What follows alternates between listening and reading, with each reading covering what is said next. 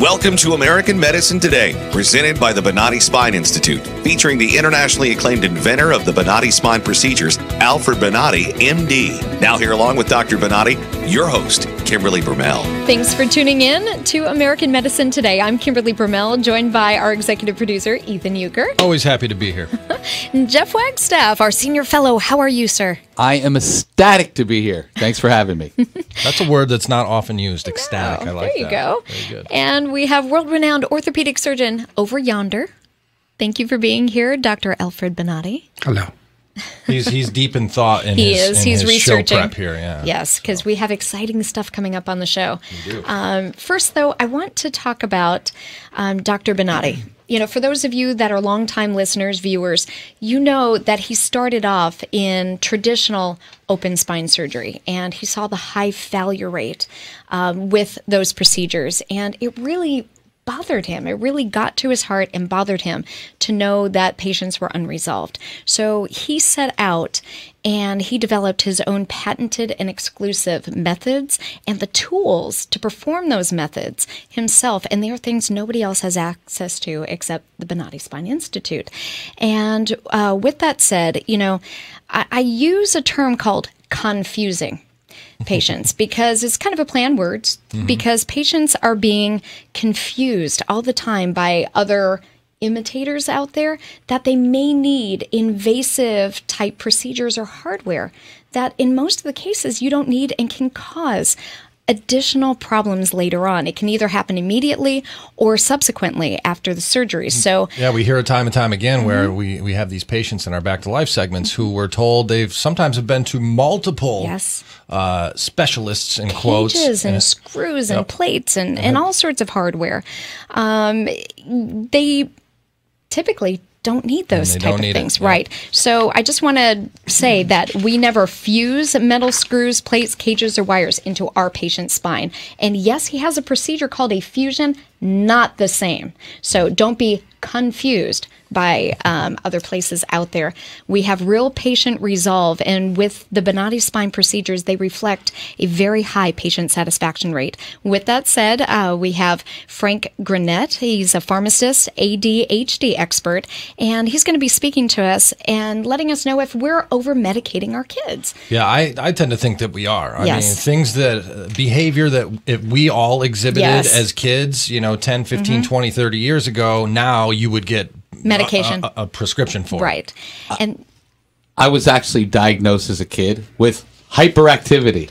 That doesn't surprise me, actually. The medication they give me You're still diagnosed with it. turned me into a zombie. Really? So we'll talk about that. Yeah, Yes. that should be good. And then we have guest Publius Hulda? Publius Hulda. Okay. And she is a retired litigation attorney who now writes and speaks about the origins of the Constitution. So we're going to talk about term limits with her. Yeah, and she was somebody that was actually referred to us By a patient. who Yes. said you have to Speak check with her. out Publius's thoughts and writings on the Constitution. Yes. And Doc has always been part of the reform term limits and things like Yes. that movement. However, having read some of the things Publius has to say, I don't know if Doc's going to like some of it. She agrees with some of that, but she doesn't feel it addresses the heart of the issue. So we're going to find out I more agree. about that coming up. But first, In today's Back to Life segment, we will talk to a patient of the Bonati Spine Institute who went from living a life that was restricted by pain and discomfort through their journey of finding the Bonati Spine Institute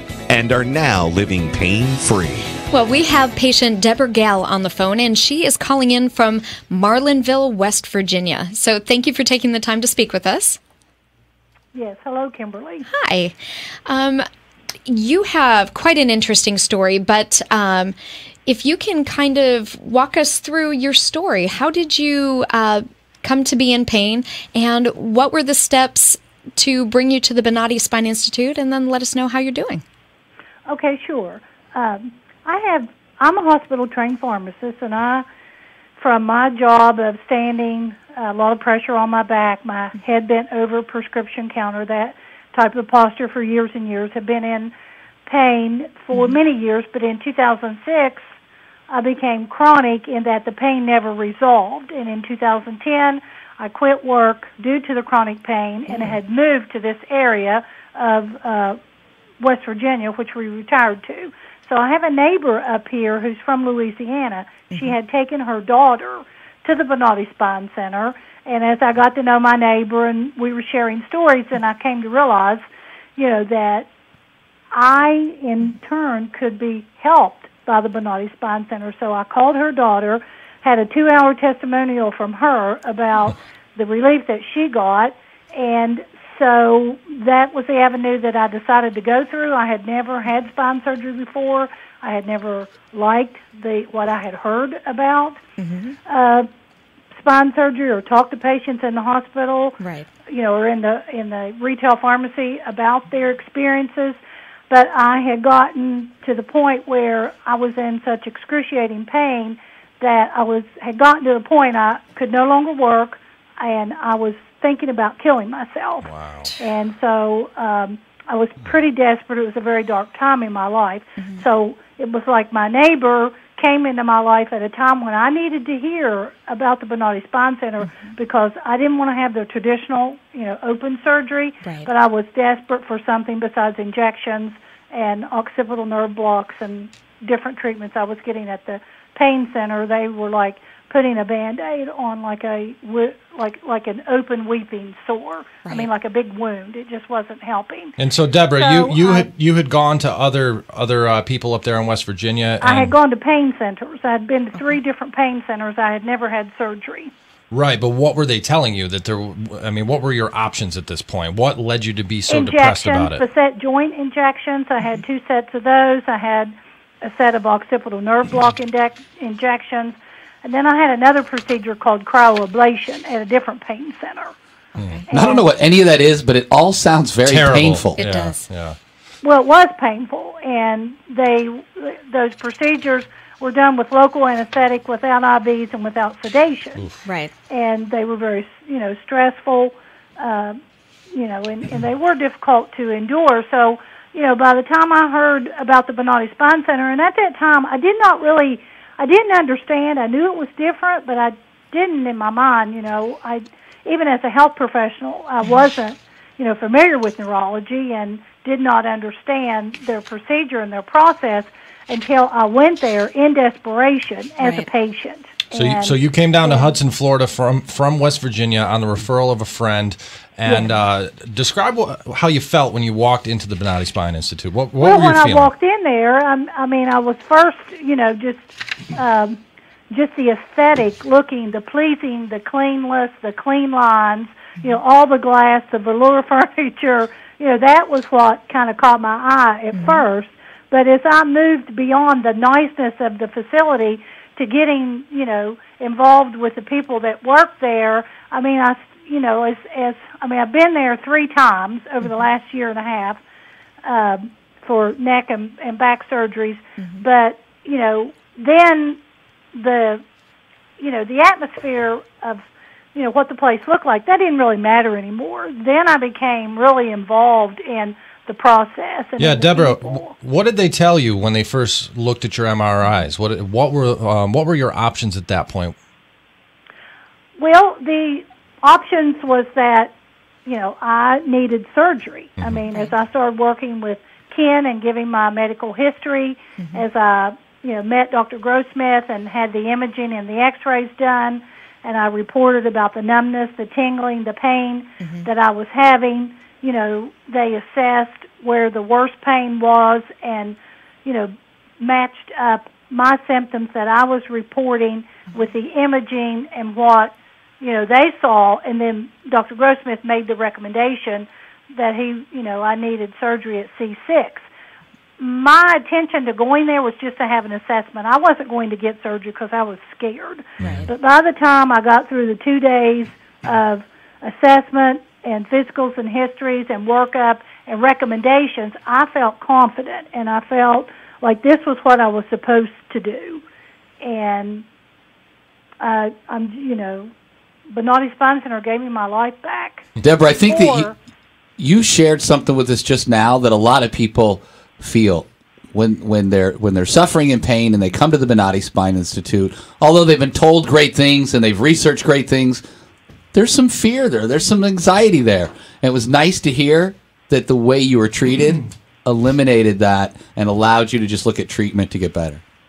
Oh, absolutely. I mean, they have a very special gift. I've worked in the hospital, my whole career, 30-some years as a hospital-trained pharmacist, and I've had actually some other surgeries in the last few years unrelated to the neck and back. Mm-hmm. And, I've been a patient several times, and I know, if if you're being treated correctly or not, and certain places that I have gone for treatment, they have a way or they don't have a way of putting you at ease and making you feel safe and secure, and, that I felt sure I was going to have a good outcome, which I really, really did. I mean, the whole process was just amazing to me. It was a great learning experience from a professional standpoint. Mm-hmm. I didn't understand when I'd read on the website about how the Bonati Center only does one level at a time. Like, I didn't understand why they couldn't go in there and just do whatever I needed to have done and get it over with. Mm-hmm. But now it's been, like I said, a year and a half since my first surgery,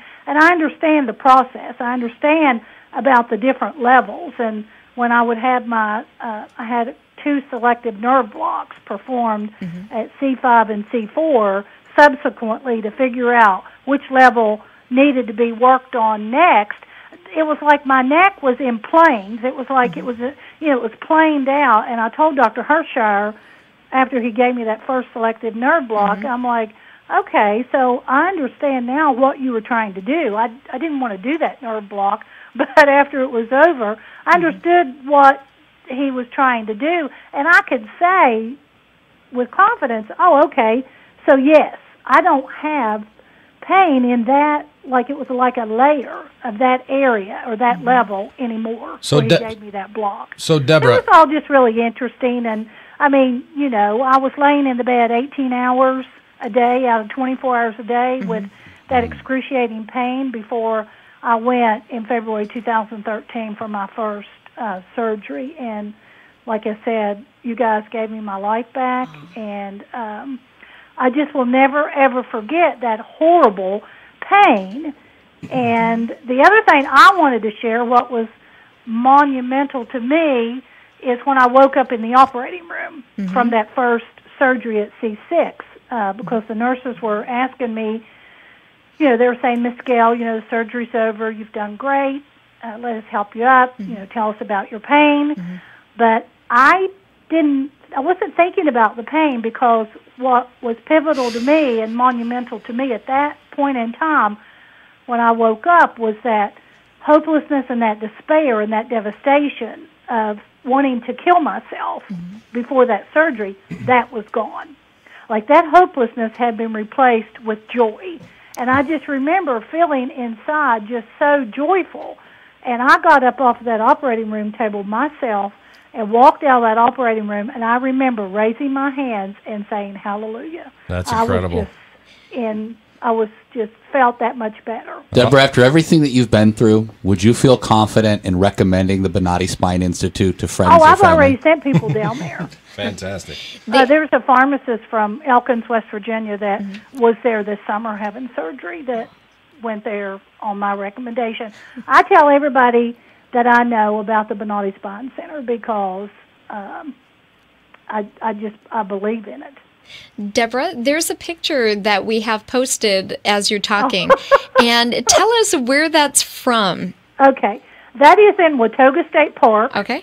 In Seabrook, West Virginia. What were you doing? My husband and I were taking a hike. You can see my walking stick. That was actually only about 3 weeks ago. It was during the fall season of the year when the leaves were more at peak, and we had actually walked that day. We'd never been on this trail before, and we didn't realize how strenuous it was and how rocky and uphill. It took us, it was 4.7 miles. It took us 4 hours to hike that trail. But you're hiking. You're hiking after all these surgeries. Stick, and I'm hiking a wilderness trail. That's fantastic. Watauga State Park, West Virginia, yes. Thank you, Deborah. Continued good health to you. I'm so glad that you made your way to the Bonati Spine Institute. Well, thank you guys for calling. I appreciate it. All right. Have a great day, Deborah. Okay. Continue good health. Bye-bye. Yeah, bye-bye. All right. You know, when somebody is told that there is no hope and all of a sudden they contemplate suicide, how sad is that?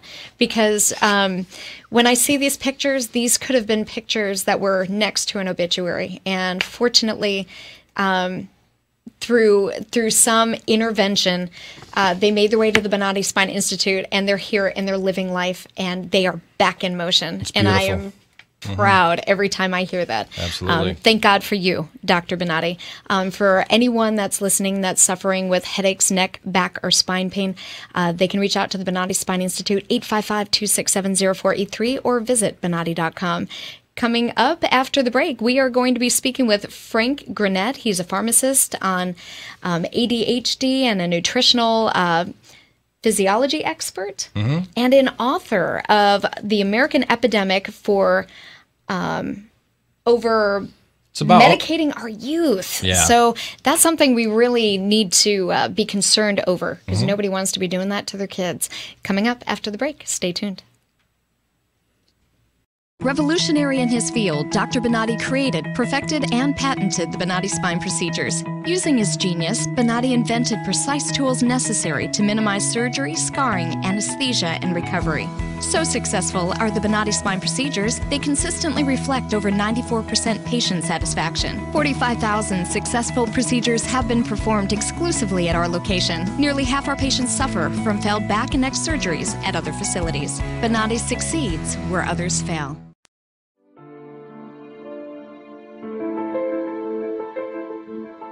This is the first time that I am pain-free after 18 years.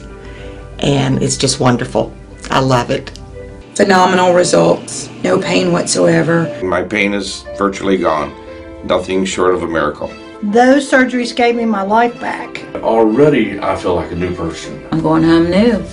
I can chase my grandbaby now. I can garden, I can cook, and I'm really thrilled. The outcome has been remarkable. I feel 100% better. It's like a miracle. It was phenomenal. It literally did change my life. I was in a wheelchair at that time, and I left here walking. Every single pain that I had when I came here is gone. I'm ready to go home and feel great. This place is great.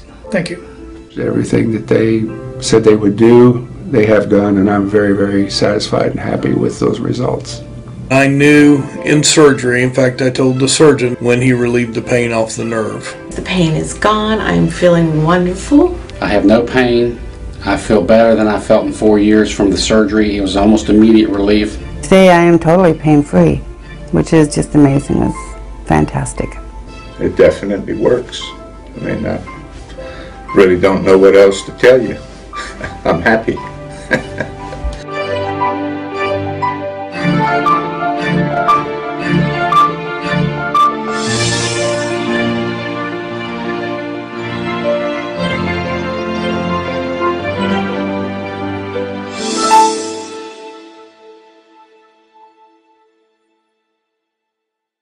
Revolutionary in his field, Dr. Bonati created, perfected, and patented the Bonati spine procedures. Using his genius, Bonati invented precise tools necessary to minimize surgery, scarring, anesthesia, and recovery.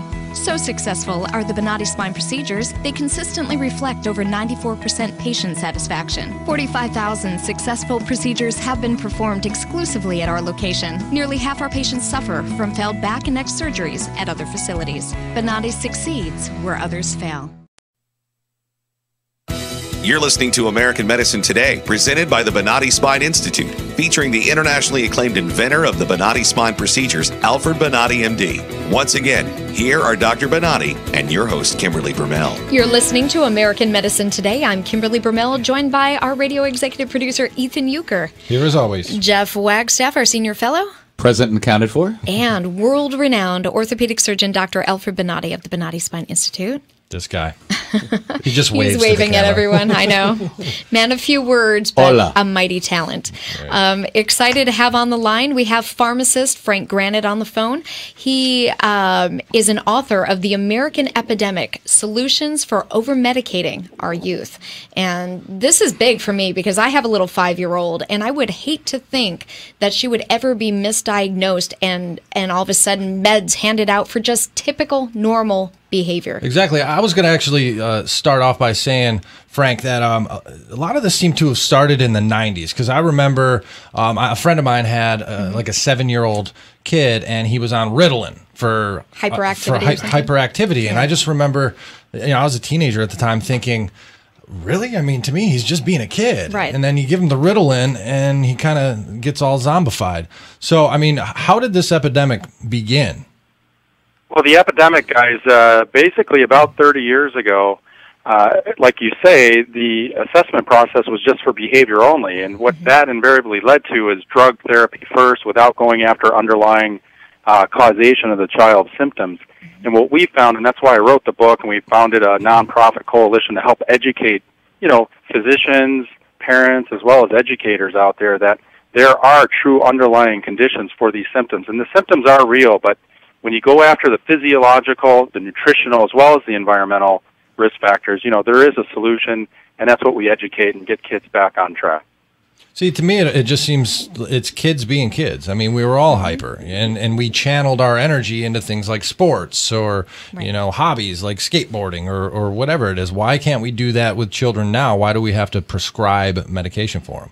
Well, exactly, and that's part of the solution where we have to, correct, channel their energy. That's one solution, but there's so many things facing our young children nowadays. And we're talking about the toxic world. I talk about that in the book, where there's so many environmental toxins now in our food, water, air, etc., more so today than 30 years ago. It's a dramatic change. And even when a pregnant mom is carrying that baby, there's studies out now with the Red Cross as well as the Environmental Working Group that came out recently that these fetuses are actually feeding on chemicals that are in our foods, Teflon coating on pans, etc. You wouldn't think that this is has a dramatic effect, but over time, it's one of the causative risk factors. And the toxins that our kids are faced today, even in when they're developing as a fetus, is more pronounced today than ever before. What are the long-term effects on people if they're not diagnosed soon enough? And if they're not diagnosed correctly? Well, are you saying if they're diagnosed correctly and put on meds, the long-term effect of those meds, or just not diagnosed at all and they well both. Let the condition go? I mean, both sides of that. If they're diagnosed as saying you need this and they're on meds and they don't, what are those long-term effects? Exactly. The long-term side effects are now known, and if we were to have this discussion about 10 years ago, I would tell you right now the long-term effects would not be known. All we would know as a population here in the United States is the fact that 8 out of 10 kids are going to have a positive response to Ritalin or Adderall, and we're all going to wash our hands and everything's going to be fine. But now, with these long-term effects, especially in a child that does not need the drug and there's an underlying causative risk factor that's being ignored or not diagnosed, what invariably could happen, and this is warned by the Food and Drug Administration, number one is anxiety could pop up, years down the road, minor depression, and even major depression down the road. And it's not to say that the child will have that health risk. It's just something that could be elevated to that point, and we should be more concerned as a society to get to the root cause before we prematurely medicate young kids especially. I just have a quick question, though. Do you think it's because kids nowadays are playing more video-type games and they're not getting that energy expelled being outside? I know when I was a kid, as soon as I was home from school, I was out until it was dark, and then I was home. I'd go play in the woods with a stick for hours. Exactly. No, exactly. A very good point, and that's part of the problem out there where today's technology is so far advanced, again, compared to 30 years ago, just what you described. But here, invariably, I talk about in the book, and one of the risk factors is the cervical spine of a child, especially a young child. People aren't aware, and I educate this every day through my own radio program, that the fact is we have to understand that's one of the risk factors, and that's one of the first hallmarks I tell a parent.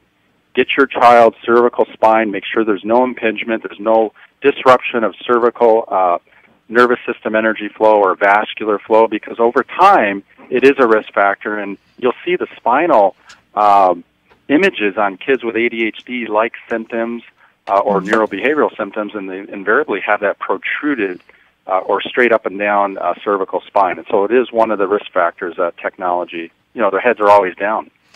Well, one of the things that I really bothered me about all this is I remember when I was a kid, I would have been Ritalin when I was born. But would have been, I think the what's going on in the country today is the lack of tolerance of the adults. The kids don't have place to play. I remember I play on the streets and I kick the ball and the car stops before they kill one of us. And the family thought that's normal. The behavior of the adults in the country are very little tolerant. The kids go to play on the malls, and immediately you have a police that comes over and stop them. This type of a behavior is what is creating and this type of an attitude. It's a rebellious attitude in the kid. I don't really think treating these individuals, despite that you may have occasionally some type of a behavior that needs to be treated, but we're generalizing everybody. Everybody is thinking if the child is playing in the house and is jumping in your bed or something like that, the mother feels this kid needs to be in Ritalin. And that type of an attitude, I think, is just. I think we need to treat the adults before we treat the kids. I agree. Well said. All right. Well, Frank, we're actually out of time. Frank Granite, pharmacist, ADHD nutritional physiology expert, and the book is The American Epidemic: Solutions for Over-Medicating Our Youth. Had a bit more stuff to get into, but you know how it goes with the radio clock. So we appreciate you joining us on American Medicine Today. Thanks, Frank. Thanks for having me, guys. Have a good day. Thank you. Frank. You too. You too. Bye-bye. All right. Good stuff right there. It is. You're listening to American Medicine Today. Well, if you are suffering in pain, reach out to the Bonati Spine Institute, 855-267-0483, or visit Bonati.com. Coming up after the break, we speak to Publius Holda. She's going to tell us more about the Constitution, what we can do to get this country back on track. Revolutionary in his field, Dr. Bonati created, perfected, and patented the Bonati spine procedures. Using his genius, Bonati invented precise tools necessary to minimize surgery, scarring, anesthesia, and recovery. So successful are the Bonati spine procedures, they consistently reflect over 94% patient satisfaction. 45,000 successful procedures have been performed exclusively at our location. Nearly half our patients suffer from failed back and neck surgeries at other facilities. Bonati succeeds where others fail.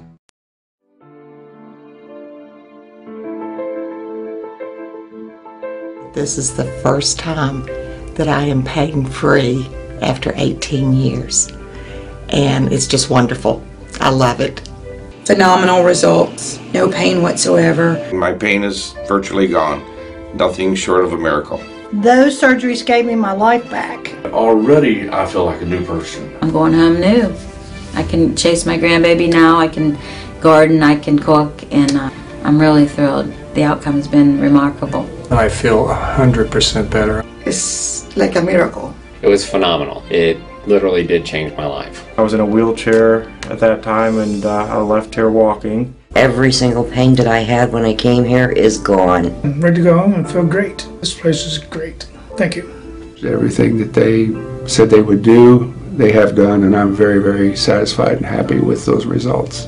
I knew in surgery, in fact, I told the surgeon when he relieved the pain off the nerve. The pain is gone. I'm feeling wonderful. I have no pain. I feel better than I felt in 4 years from the surgery. It was almost immediate relief. Today I am totally pain-free, which is just amazing. It's fantastic. It definitely works. I mean, I really don't know what else to tell you. I'm happy.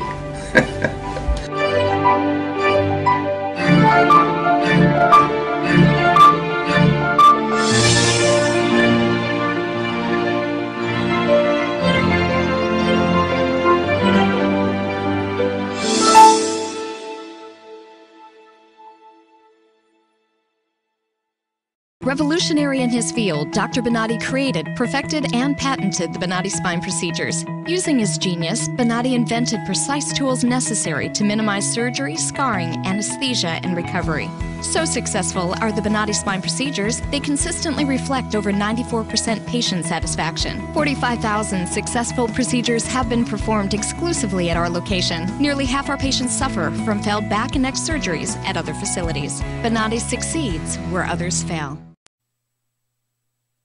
You're listening to American Medicine Today, presented by the Bonati Spine Institute, featuring the internationally acclaimed inventor of the Bonati spine procedures, Alfred Bonati, MD. Once again, here are Dr. Bonati and your host, Kimberly Brumell. You are watching and listening to American Medicine Today. I'm Kimberly Brumell, joined by our executive producer, Ethan Euchre. Always glad to be here, every time. Jeff Wagstaff, our senior fellow. Hey. And across from me, world-renowned orthopedic surgeon, Dr. Alfred Bonati of the Bonati Spine Institute. Hello. On the line, we are excited. We have heard so much about this woman from a former patient, Kelly Nelson, who not only was a patient of the Bonati Spine Institute, talking about her back care resolve, but also she's very politically motivated and has some of the same viewpoints. And this is how we heard about Publius Hulda. She is a retired litigation attorney who now writes and speaks on the original intent of our Constitution. So we're very excited that you're on the line with us today. Thank you for being here. Thank you. And in addition to that, you know, Dr. Bonati is always talking about trying to do some sort of referendum to give term limits. Now, I know you say that's not really getting to the root of the problem.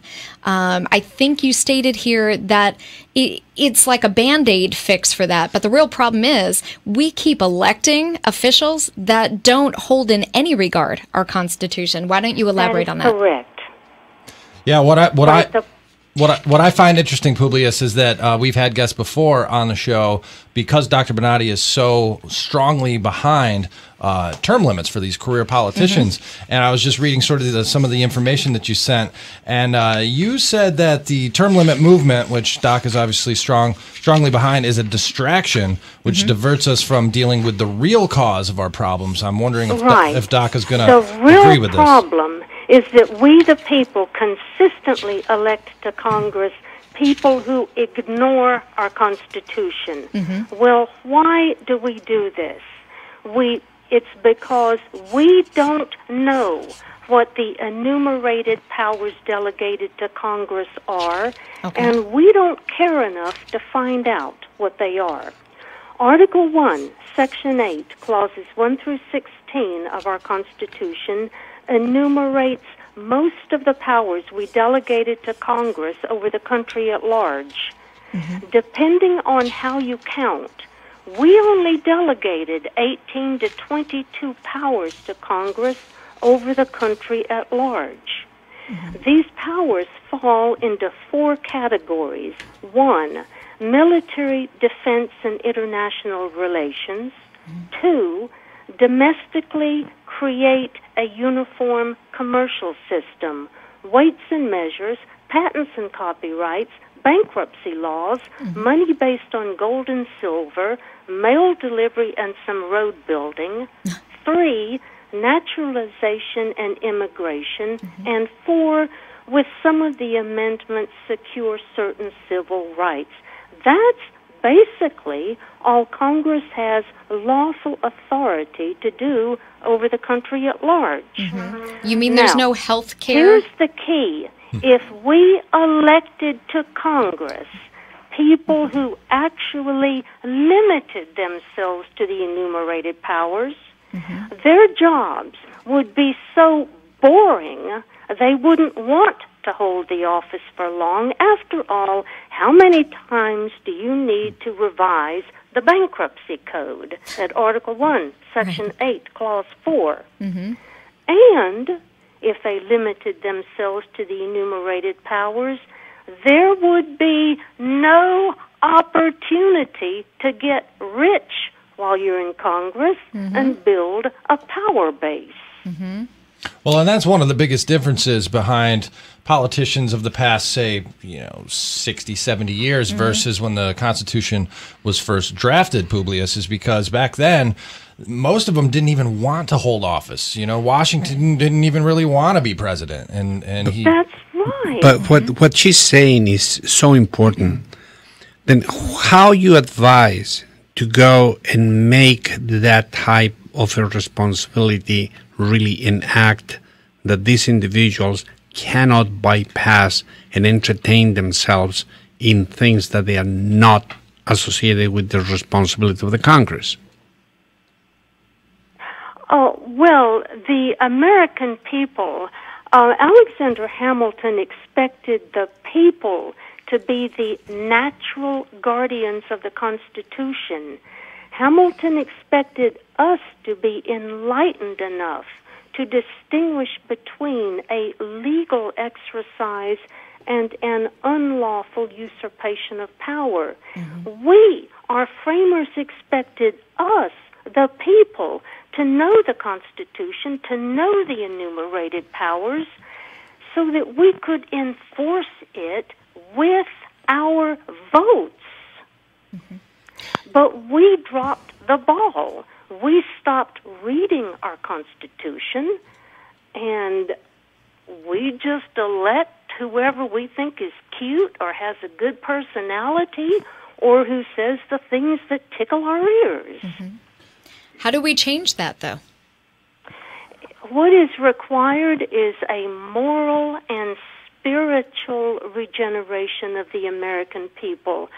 There is a deadly underlying philosophical sickness in America. Long ago, we embraced pragmatism, and we abandoned the belief that one ought to adhere to external transcendent principles. Before we can fix our country, we must root out of ourselves the false notion that our own opinions on what the federal government should do are important.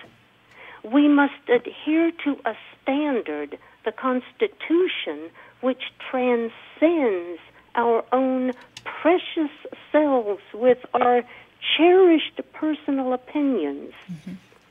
Daniel Webster, a brilliant man, said, quote, "We may be tossed upon an ocean where we can see no land, nor perhaps the sun and stars, but there is a chart and compass for us to study, to consult, and to obey.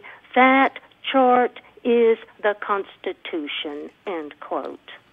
Publius, why do you, I've read in your readings and some of the things that you have said that you believe that the 17th Amendment should be appealed. Why do you believe that? Yes, the 17th Amendment should be repealed. Under the original Constitution, the U.S. senators were selected by the state legislatures. This is how the states, as political bodies, had a powerful voice in Congress, in the national government. But during the progressive era, during the early 1900s, the progressives convinced the American people that U.S. senators should be selected by popular vote. Well, this completely stripped the state governments of any voice, the state governments as political bodies, of any voice in the national government. Under the system our framers set up, any law, before it could get passed by Congress, had to be approved by the people through their representatives in the House, by the states as political bodies, by the states' representatives in the U.S. Senate, and then by the country as a whole, by the signature of the president. That was the glorious system our framers set up, and the progressives sweet-talked the American people into destroying it. Now, the U.S. senators, we all know, answer to their campaign contributors. Well, I think a big part of it too, Publius, and we've only got a couple of minutes left with you.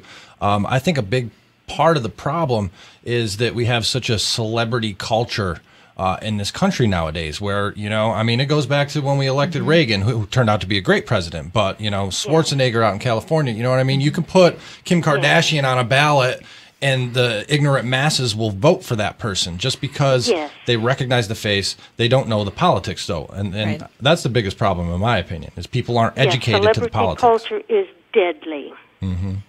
Doc, you got any thoughts? A couple minutes left. I think what you say is so incredibly important and interesting. I would like to have your thoughts. How will you derail the system and how to inform the American society to go back and repeal the 17th Amendment? About a minute left, Publius. How to inform the American people, that is what I have devoted the last, 6 years of my life to doing ever since Obama got elected. But those of us who know the original intent, we are very few, and we're not well funded. We're just basically retired people who just donate all of our time, but we've got no backing. We don't have any marketing people to help us get the word out. Well, you know what? You do with our program. You do with us. You do with the platforms we're on. So anytime that you have any idea or any way to communicate, these microphones are open for you and the people that you assign. I'm honored. Thank you. I may become a terrible pest. we need people like you that are passionate about this. Yes. All right. So Publius, if people want to read some of your writings, it's publiushulda.wordpress.com, correct? Yes, or publiushulda.com. There you go, and it's PUBLIUSHALDAH. All right. Appreciate you joining us here on American Medicine Today. Thank you, and we'll reach out again for the TV show as well. Thank you very much. Anytime that you need the microphone, is open for you. Thank you so much, sir. All right. Have a great day, Publius. All right. A lot of information there a lot to digest. Absorb, that's and for sure. I have to just shake my head. I'm dumbfounded with the fact that we've all just been so passive and allowed our country to deteriorate. It's sad. The way it has. Anyway, you're listening to American Medicine Today, brought to you by the Bonati Spine Institute. If you or someone you know is suffering with headaches, neck, back, or sciatic pain, reach out to the Bonati Spine Institute. There is hope. You can reach out at 855-267-0483 or Bonati.com. Coming up after the break, it's all you, Dr. Bonati. We're going to hear what's new in American Medicine Today. Stay tuned. Revolutionary in his field, Dr. Bonati created, perfected, and patented the Bonati spine procedures. Using his genius, Bonati invented precise tools necessary to minimize surgery, scarring, anesthesia, and recovery. So successful are the Bonati spine procedures, they consistently reflect over 94% patient satisfaction. 45,000 successful procedures have been performed exclusively at our location. Nearly half our patients suffer from failed back and neck surgeries at other facilities. Bonati succeeds where others fail.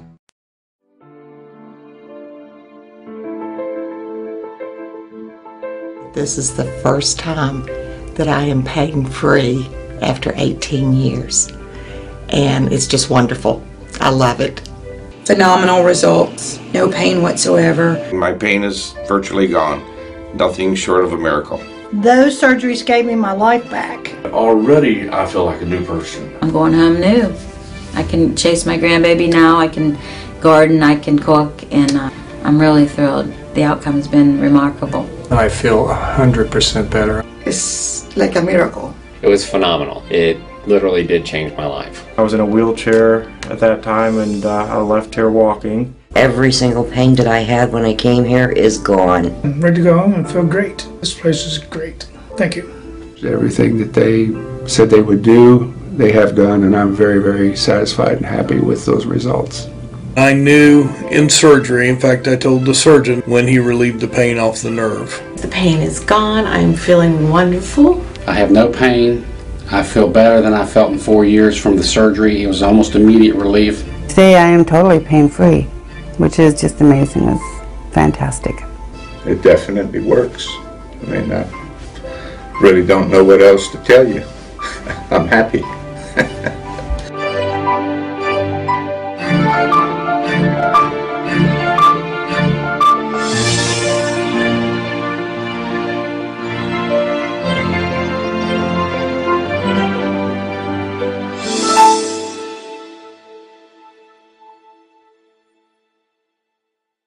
Revolutionary in his field, Dr. Bonati created, perfected, and patented the Bonati spine procedures. Using his genius, Bonati invented precise tools necessary to minimize surgery, scarring, anesthesia, and recovery. So successful are the Bonati spine procedures, they consistently reflect over 94% patient satisfaction. 45,000 successful procedures have been performed exclusively at our location. Nearly half our patients suffer from failed back and neck surgeries at other facilities. Bonati succeeds where others fail. You're listening to American Medicine Today, presented by the Bonati Spine Institute, featuring the internationally acclaimed inventor of the Bonati spine procedures, Alfred Bonati, MD. Once again, here are Dr. Bonati and your host, Kimberly Brumell. Thanks for listening to American Medicine Today. I'm here with our executive producer, Ethan Euchre, our senior fellow, Jeff Wagstaff, and across from me, world-renowned orthopedic surgeon, Dr. Alfred Bonati of the Bonati Spine Institute. And, well, a couple of fun things are going on before you hit that sounder. Okay. We are national on Bloomberg. We are. Yes, national on Bloomberg, Saturdays at 6, Sundays at 5, and then locally on WFTS, ABC 28 at 7:30. Of course, if we ever got preempted, that would play the next day at 10 a.m. So just keep that in mind if you go to look for us. And you should also look, and I did this as soon as I found out that we were going to be on Bloomberg. I said, okay, I got to, because I have, you know, in-laws and grandparents that want to watch. Right. And we used to be on a previous show network, and I had to tell them exactly what to look for because it's abbreviated oftentimes. So it just says Bloom. Right? Bloom, yes. Depending on your cable carrier, it'll say Bloom on the guide. So look for us on Bloom. That's where we're going to be, on Bloom. And we are. So be prepared.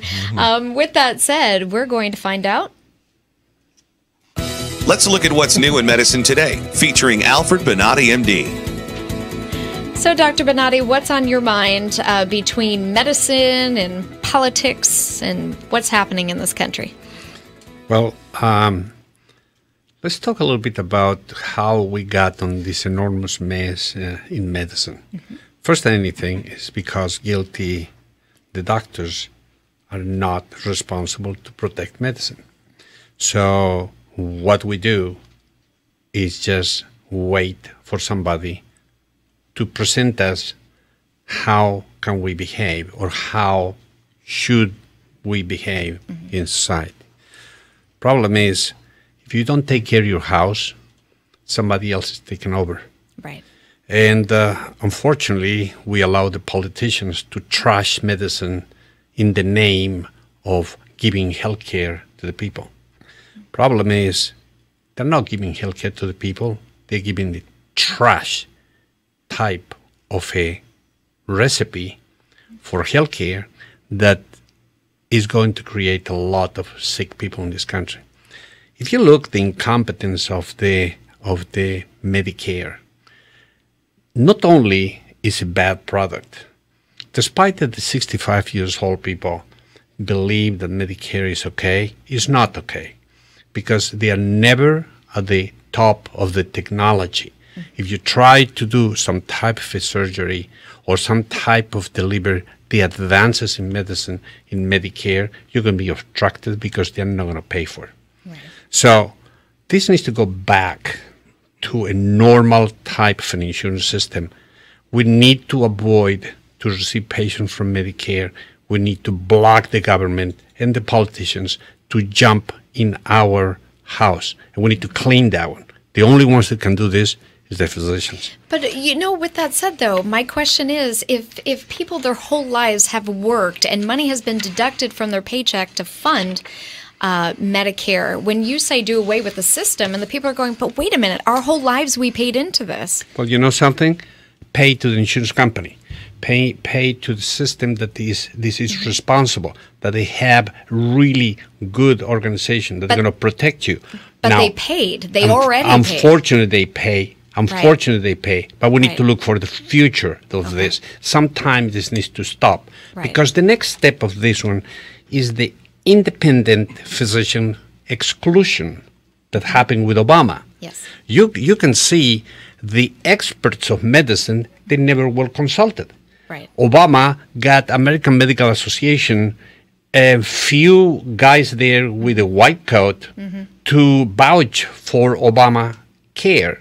Let me tell you this, those guys don't represent the physicians of the country. Correct. The American Medical Association practically is American physicians that they are family physicians. So the major trouble with this is the experts of the good American medicine that they are the specialists are being sidetracked. Yes. The next thing that you do is you create a type of program that is going to be responsible to treat all the Americans, and you exclude the doctors. Are you kidding me? What type of program is that? Well, that wants to bypass true healthcare professionals. Well, the major problem is they are not interested in healthcare, Kimberly. They're interested in the vote. Yes. They want slaves to be able to continue voting for these people because they lie with the product. And these people, they are not even capable to understand the lie. And the next thing that happens is going to happen something like, for example, the age restriction. Nobody knows really this. But you know something? There are three groups designed in this program of Obamacare. They are the youngest, they are the children, they are the middle-aged individuals from 15 to 40, and then they are the oldest. Now, you know that they don't care to give health care to the children. They exclude the children because they are investing money in a group that is not productive. So the second group is the special group. This special group is the between 15 and 40 years old. Those people are invested, and the government wants to maintain those because they produce for the country. They're worth something. They're worth something. Right. In the other group, the 65 and older, they are practically eliminated from healthcare. Now, this is a socialistic medicine. That's why the socialistic medicine is a problem, because that's the way that it works. Now, and that's a look at what's new in medicine today with Alfred Bonati, MD. You still had more, didn't you, Doc? Well, I have something more that I would like to talk about. Okay. This is practically an intrusion in our lifespan. If you have a child that is a little bit sick, may not receive medical care. If you have a parent or somebody in your family that's more than 65 years old, will not be treated with the special techniques. Right. They are going to give them a type of a pharmaceutical medicine that they are going to be something for pain, something for depression, and things like that, but they are not going to deliver techniques of advanced medicine. Managed healthcare. Medicine is going to disappear. That's a very good point. They're going to say, well, I think it's time for you to expire, and here's some meds. Maybe but that's what's happening in the old in other countries already. In the affordable, that is non-affordable Care Act is a plan of transition to socialized medicine, and we are at that step. This is the time that the physicians need to really wake up and say, we're not going to take any patient with Obamacare. We're not going to take any patients that they have any relationship with government and block that one. And you know something? Will be a change in few months. All these laws and all these things will die. Let me see if I can summarize something, though. It's not that you don't think there are people out there that need help with insurance, but you think best for them to deal direct with the insurance companies instead of the government-funded, quote-unquote, healthcare. But we see it's more of... I see patients today that they come to me with a Medicare type of a situation, that we need to treat them without Medicare because we don't accept Medicare. Right. And you know something? The treatment of these people are extremely expensive, and they afford it. It's a lot better to pay an insurance that's going to cover them. Correct. And have the service. Right. Agreed. Well said. This issue is going to continue on forever. It'll be interesting to see what the Supreme Court has to say. They've agreed to actually hear a new challenge to Obamacare as of a week ago. So we'll find out. We will. If you have a Twitter account, tweet at Dr. Bonati or hashtag American Medicine Today. Thank you for listening, and we'll see you next week. Revolutionary in his field, Dr. Bonati created, perfected, and patented the Bonati spine procedures. Using his genius, Bonati invented precise tools necessary to minimize surgery, scarring, anesthesia, and recovery. So successful are the Bonati spine procedures, they consistently reflect over 94% patient satisfaction. 45,000 successful procedures have been performed exclusively at our location. Nearly half our patients suffer from failed back and neck surgeries at other facilities. Bonati succeeds where others fail.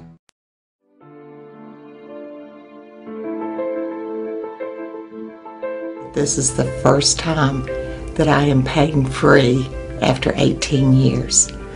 And it's just wonderful. I love it. Phenomenal results. No pain whatsoever. My pain is virtually gone. Nothing short of a miracle. Those surgeries gave me my life back. Already, I feel like a new person. I'm going home new. I can chase my grandbaby now. I can garden. I can cook. And I'm really thrilled. The outcome's been remarkable. I feel 100% better. It's like a miracle. It was phenomenal. It literally did change my life. I was in a wheelchair at that time, and I left here walking. Every single pain that I had when I came here is gone. I'm ready to go home and feel great. This place is great. Thank you.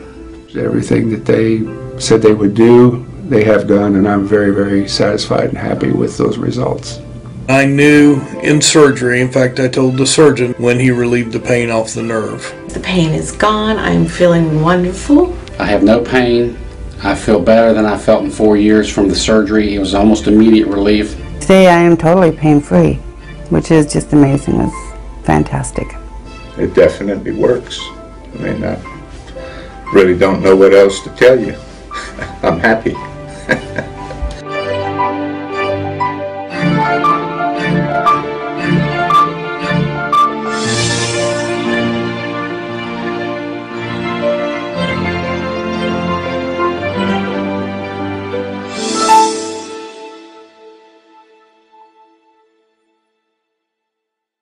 Revolutionary in his field, Dr. Bonati created, perfected, and patented the Bonati spine procedures. Using his genius, Bonati invented precise tools necessary to minimize surgery, scarring, anesthesia, and recovery. So successful are the Bonati spine procedures, they consistently reflect over 94% patient satisfaction. 45,000 successful procedures have been performed exclusively at our location. Nearly half our patients suffer from failed back and neck surgeries at other facilities. Bonati succeeds where others fail.